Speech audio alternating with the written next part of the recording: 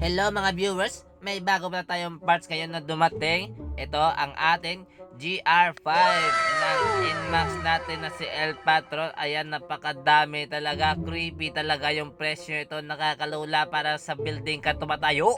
Ayan, bababa tayo papuntang motor parking natin. Motor parking! Asosyal! Ayan, dito na tayo. Lalakad-lakad tayo. Ang ganda talaga sa pakiramdam kapag may bagong pyesa tayo, mga viewers, ha. Ayan, nabuksan ko pala pinto kasi social yan. Binubuksan talaga. Dito nga pala natin ilalagay yung ating GR5.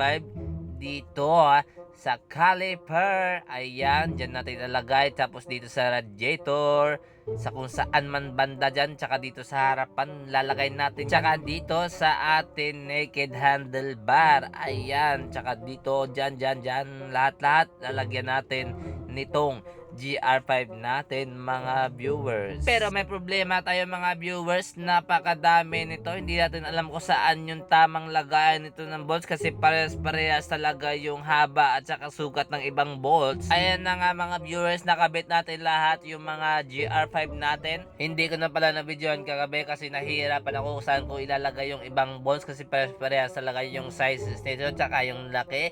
Buti na lang nandyan si Lodi natin na si Hadsky. Siya yung ating kinuhaan ng GR5. Ayan, napakaangas talaga. Shout out lang sa iyo, Boss Hadsky ng Mindanao. Ayan, napakaangas talaga yung GR5 mo. Sobrang sulit talaga. Dahil kay King Max, nakabili ako ng GR5. Pero okay lang yan, mga viewers. Kung hindi nyo nakikita si King Max na personal, pumunta lang kayo dito sa aming bahay sa Pandan para makita nyo si King Max version 2. Ayan. Maraming salamat, Boss Hatsky, sa smooth na transaction sa pagbili natin ng GR5. Thank you.